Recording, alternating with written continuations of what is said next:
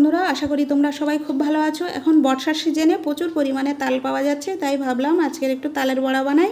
এখানে আমি আগে থেকে তালের পাল্পটা বের করে আটা, সুজি, গুড়, আমল দুধ, সামান্য লবণ দিয়ে এটা আমি মেখে 1 ঘন্টা রেস্টে রেখেছিলাম। এবার হাতে ডলে একটু কালো জিরে দিয়ে দিচ্ছি, আর কিছু সময় হাতে নিয়ে এটা ভালো করে ফেটাতে হবে।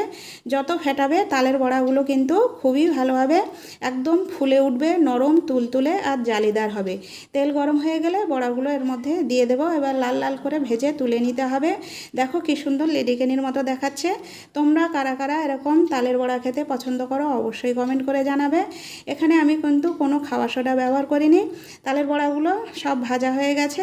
এবার ভেঙে আমি ভেতরটা কেমন হয়েছে দেখাচ্ছি। দেখো একদম ফুলে দুখোল হয়ে গেছে, ভেতরে কোনো দলাভাব নেই। তালের বড়াগুলো যদি তোমাদের ভালো লেগে থাকে অবশ্যই একটা লাইক করবে। ভালো থাকবে, সুস্থ থাকবে।